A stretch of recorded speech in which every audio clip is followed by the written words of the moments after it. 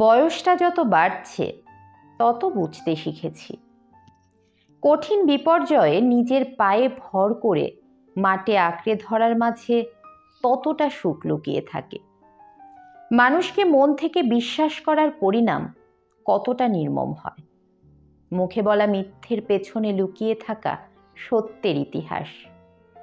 মানুষের চোখের ভাষা কখন কোন জিনিসটা ছেড়ে দিতে হবে আর কখনই বা কোনটা আঁকড়ে ধরতে হবে শক্ত করে।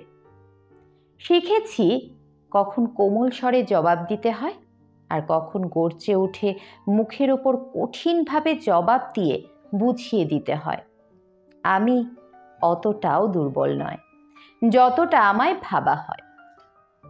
আমি বুঝেছি প্রতিশ্রুতির সৌন্দর্য, ভালোবাসার বিনিময়ে সম্মানের গুরুত্ব, প্রিয়জন আর প্রয়োজনের মধ্যে পার্থক্য।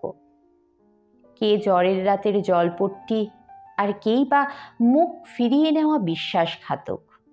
সব সময় মন দিয়ে না ভেবে মগজ দিয়ে ভাবার প্রয়োজনীয়তা, ইত্যাদি ইত্যাদি। এসব কিছু বুঝতে এবং শিখতে গিয়ে আমায় জীবনের চরম পর্যায়ের মুখোমুখি হতে হয়েছে।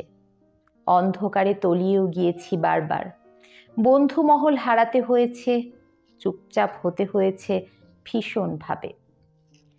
তবুও আমি থেমে যাইনি, লড়ে গেছি বিষাক্ত অতীতের সাথে। নিজের ছায়াকেই করেছি আপন, কারণ ওকেই পেয়েছি আলোর পথে। আর ওই আমায় মনে করিয়ে দেয় আমায় দেওয়া আমার প্রতিশ্রুতির কথা, যা আমি পালন করতে সংকল্প করেছি দৃঢ়ভাবে।